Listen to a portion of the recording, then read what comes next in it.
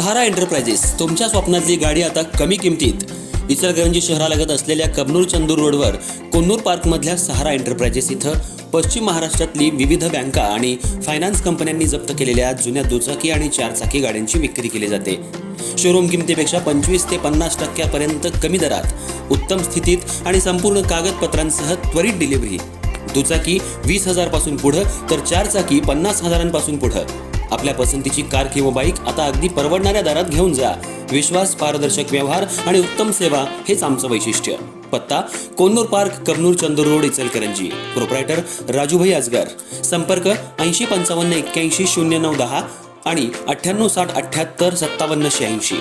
सहारा enterprises, दर्जा, विश्वास आणि बचत यांचं परिपूर्ण ठिकाण.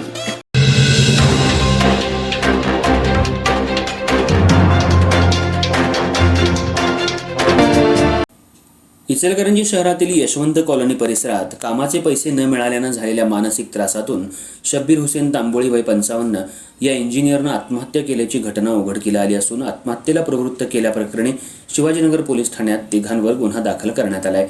या प्रकरणी मयत शब्बीर यांचे भाऊ जमीर हुसेन तांबोळी वय 47 राहणार यशवंत कॉलनी श्रीहरी टॉकीजवळ यांनी फिर्याद दिली आहे.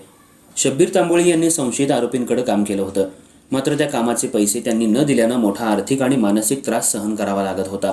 त्यामुळे शब्बीर तांबोळी यांनी तणावाखाली येऊन मानसिकदृष्ट्या खचले होते. या सततच्या त्रासाला कंटाळून त्यांनी आपल्या घरातील ऑफिसमध्ये काल सकाळच्या सुमाराला गळफास घेऊन आत्महत्या केली. दरम्यान शब्बीर यांचे भाऊ जमीर यांनी ऑफिसमध्ये गेल्यावर ही घटना उघडकीला आली. त्यानंतर त्यांनी याची माहिती शिवाजीनगर पोलिसांना दिली.